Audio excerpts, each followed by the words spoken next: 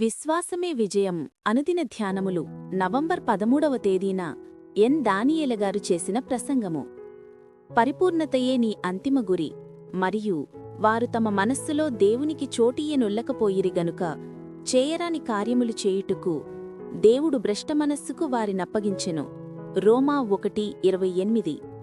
దేవుడు భ్రష్టమనస్సుకు వారినప్పగించెను. భ్రష్టమనస్సే అన్ని కీడులకు మూలాధారము. కొన్నిసార్లు భ్రష్టమనస్సు గల వారిని నీవు చూచినప్పుడు నీవు ఏడుస్తావు.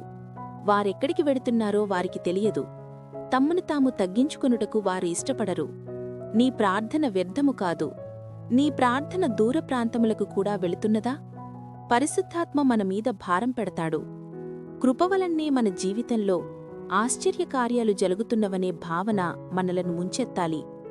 ఈ భ్రష్టమనస్సు నుండి దేవుడు మనలను విడిపించాడు. సిలువ ఇతరులకు వెరితనముగానున్నను, మనకల్లా కాదు. జ్ఞానపుటాత్మను దేవుడిస్తాడు. నీ జ్ఞానమే లోకములోని జ్ఞానమంతటికంటే గొప్పది కావచ్చు.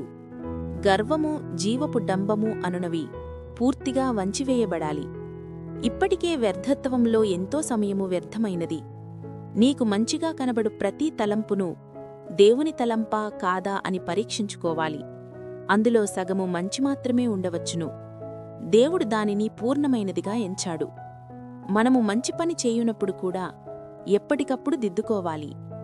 పరిశుద్ధాత్మ దేవుడే మనకు నాయకుడు. సర్వసత్యములోనికి నిన్ను నడిపిస్తానని వాగ్దానం చేశాడు. ఆయన వాగ్దానాలను ముందుంచుకుని వాటిని అడిగే హక్కు నీకున్నది. ఏదైనా పొరపాటు జరిగి దేవుని చిత్తములో తప్పిపోయినా ఎందుకు అలా జరిగిందో దేవుని అడుగు.